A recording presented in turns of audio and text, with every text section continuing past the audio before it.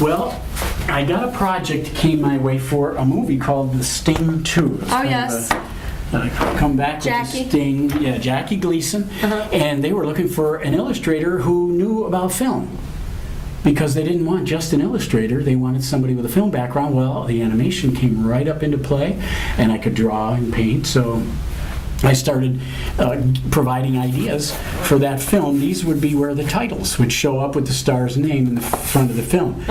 And these are a couple of the drawings just to show Carl Malden, Jackie Gleason, the kind of ideas that we came up with.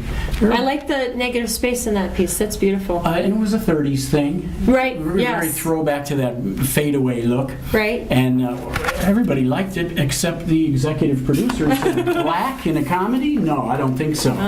So we had to change the backgrounds to white. That changed the whole idea of it. But this is what was used in the film then. These kind of pieces were the star's name. And then there were little vignettes of some of the funny business that was going on in the film. So that kind of was the first foray into illustrating for real, but it was on film. Right. From animation film to illustrated film. And then from there, well, here's another one of those, just to give the idea that 30s look that was kind of that one's great. portrayed in the film. And from there, I was able to kind of promote myself a little more seriously as an illustrator. When did you figure out that you did such perfectly on model renderings of people's faces? Because that is spot on for her. I mean, not everybody has that talent, and it's an interesting thing.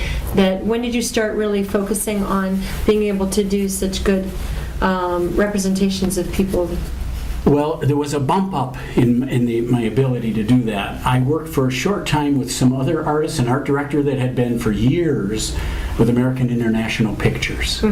And he took me on in a little studio he set up, along with another individual who was doing movie posters, and that's all they were doing. So I got a chance firsthand, for a short while, to watch what was required. And it was always this. We would use photographs, but we don't have good photographs, so we need an artist. So make it look as good as you can, or better than a photograph.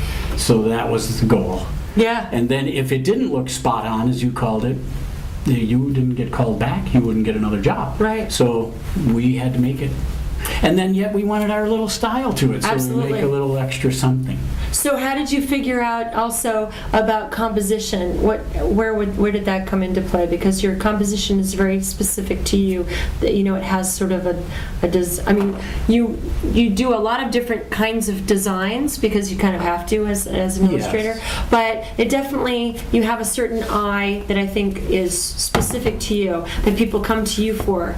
You know, if they're looking for someone who's good in composition, they tend to come to you. So how did you get an idea about this? Is that just sort of something that comes naturally to you? Or have you done trial and error for years and years and finally figured out? Or is there like the art director who's there and little by little you figured out what you could get away with, that you liked the way it looked? Or how did that go? It could be all of that, Leslie. Depending on the day. Yeah. Actually, you know, I'm thinking about being a little kid and playing with blocks and building, and then the balance thing. You know, they all fall over. So it's always a balance thing. Some people use a mirror, they look at what they did, and they look in the mirror and it looks off balance, you got to correct it. So that's part of it. Also, part of it is you get an intuition of what's a flow of things. You don't notice really there's smear of paint up there, but it flows. There's a flow going on. So you get an intuitive feel for how it ought to. And then, yes, the art director has a say.